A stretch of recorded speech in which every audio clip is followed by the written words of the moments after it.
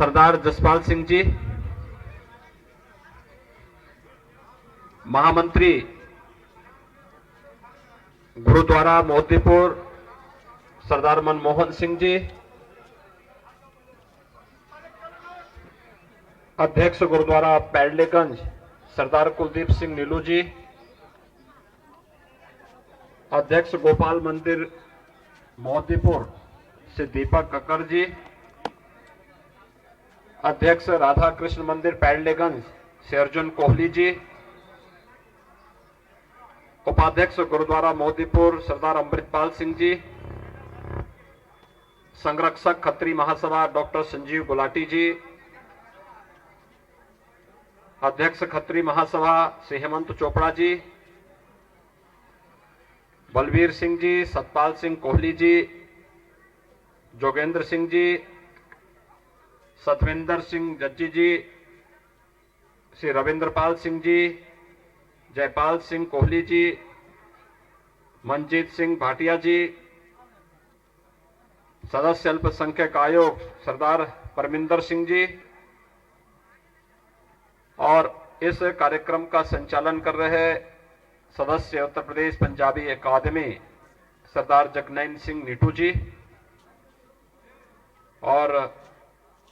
यहां से उपस्थित सभी भाइयों बहनों, गोरखपुर,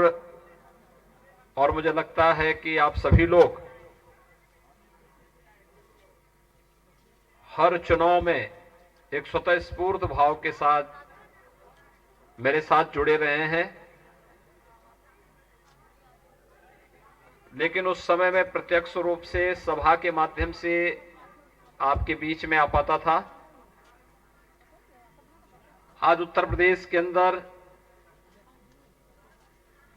अलग अलग विधानसभा सीटों पर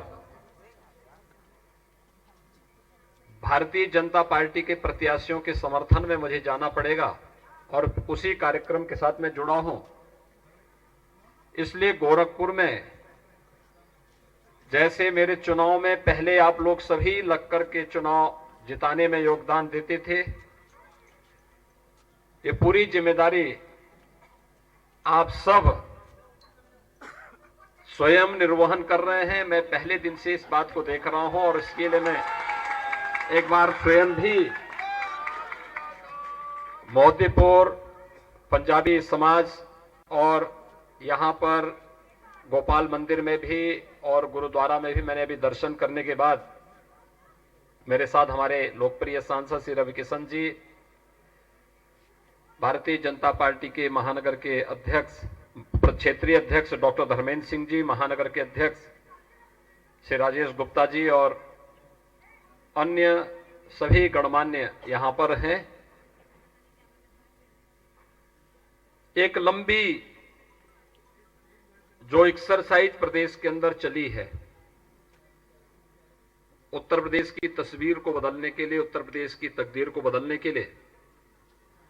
और एक जो परिवर्तन आज उत्तर प्रदेश के अंदर देखने को मिल रहा है, ये सब आपके सामने है। प्रयास करने से सब कुछ हो सकता है। उत्तर प्रदेश के युवाओं को, उत्तर प्रदेश के नौजवानों को, आने वाली पीढ़ी को अपनी पहचान का संकट न हो, यह आज सबसे बड़ी बात होनी चाहिए। क्योंकि 2017 के पहले उत्तर प्रदेश का कोई भी व्यक्ति जब बाहर जाता था, गोरखपुर का कोई भी व्यक्ति कहीं बाहर जाता था, उसको बहुत हेत इससे देखा जाता था। एक जो पहचान कुछ लोगों ने गोरखपुर की या उत्तर प्रदेश की बना दी थी, हमारा युवा हतोत्साहित होता था, आने वाली पीढ़ी के लिए कुछ भी नया नहीं करने की स्थिति में नहीं था। लेकिन आज मैं कह सकता हूं कि 5 वर्ष का प्रधानमंत्री मोदी जी के मार्गदर्शन में भारतीय जनता पार्टी सरकार का कार्यकाल पूरे प्रदेश की छवि को बदलने, वर्तमान और भावी पीढ़ी के लिए अपने को गौरव से कहने के लिए कि हम भी उत्तर प्रदेश के नागरिक हैं, हम भी गोरखपुर के नागरिक हैं, इस देश से बताने के लिए आज बहुत कुछ मौजूद है। न केवल सुरक्षा का एक वातावरण मिला है, बल्कि हर एक फील्ड में उत्तर प्रदेश तेजी के साथ आगे बढ़ता हुआ दिखाई दे रहा है। ये जो सुरक्षा का, विकास का या फिर समाज के हर एक तबके के सम्मान का जो एक अभियान है, ये रुकना नहीं चाहिए, थमना नहीं चाहिए, ये अनवरत बने रहना चाहिए। और इसके लिए भारतीय जनता पार्टी की डबल इंजन की सरकार आवश्यक है। पिछली सरकारों ने अपने लिए सोचा था, उन्होंने व्यापक समाज के बारे में नहीं सोचा, वर्ग संघर्ष की स्थिति पैदा करना चाहते थे, दंगा फसाद करना चाहते थे,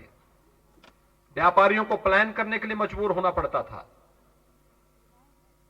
पश्चिमी उत्तर प्रदेश में क्या अराजकता थी, कैसे ये लोग अव्यवस्था का कारक बनते थे। लेकिन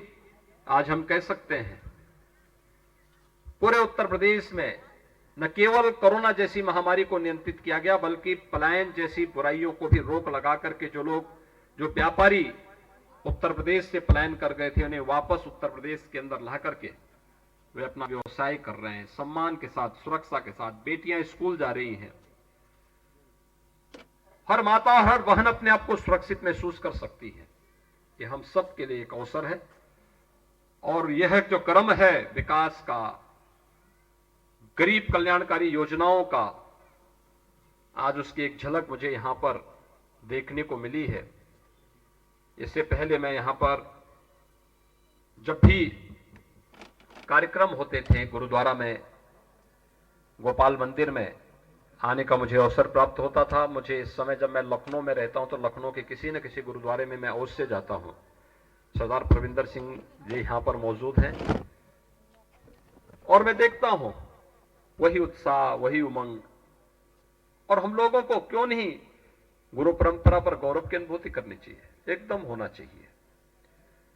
क्योंकि इस परंपरा ने विपरीत परिस्थितियों में इस देश को बचाया है। देश और धर्म के लिए जो योगदान दिया है वह अविस्मरणीय है। उसे शब्दों में व्यक्त करना एक कठिन चुनौती है। और इसलिए आपने देखा होगा 2 साल पहले हम लोगों ने लखनऊ में मुख्यमंत्री आवास में पहले गुरु नानक देव जी की जब 550वें प्रकाश पर्व के अवसर पर झांकी आई थी तो कीर्तन का कार्यक्रम मुख्यमंत्री आवास पर ही हम लोग आयोजित कराए थे। इसके बाद